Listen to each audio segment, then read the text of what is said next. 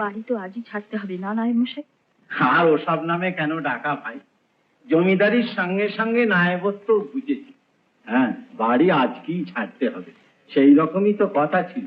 এখন উঠবেন কোথায়? আপনার ওখানে নিশ্চয়ই নয়। না, আমাদের বাড়িতে আর আপনাকে কি করে উঠতে বলি? আমরা পুরুষানুক্রমে আপনাদের নফর চাকরদের বাড়িতে উঠলে আপনার সম্মানহানি হবে যে। বাড়িতে শুনলাম আপনি কিনেছেন। পাগল, আপনাদের সম্পত্তি কেনার সাধ্য কোথায়? আমার স্ত্রী কিনেছে। আপনার জন্য সত্যি দুঃখ হয়। আপনার বাবার মৃত্যুর পর আমার বাবাই দেখে শুনে আপনার বিয়ে দিয়েছে, কিন্তু শ্বশুর বাড়ির সুখও আপনার কপালে টিকল না। অকালে বিধবা হয়ে আবার এ বাড়িতে ফিরতে হলো। এ বাড়ি আপনারই থাকতো, কিন্তু আপনার বাবার মদ আর বাইজির পেছনে বেশি কি খরচ আপনাকে পথে এনে দাঁড় করায়। ওদের কথা থাক।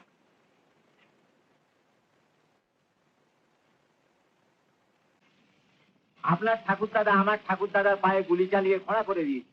আপনার বাবা আমার বাবাকে ধরে চাবুক মেরেছিলেন, কারণ আপনার সঙ্গে আমার বিয়ের প্রস্তাব করেছিলেন বলে।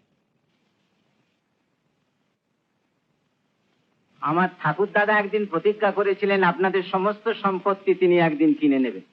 তার সে স্বাদ বাবা পূরণ করেছেন। আপনার কোনো স্বাদ অপূর্ণ নেই তো? ছোট্ট একটু স্বাদ আছে।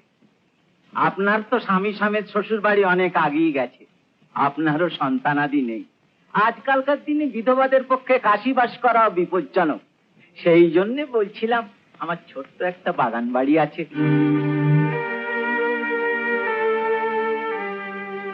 জমিদারদের সর্বস্ব কিনলেও জমিদার হওয়া যায় না নায়েব বাবু।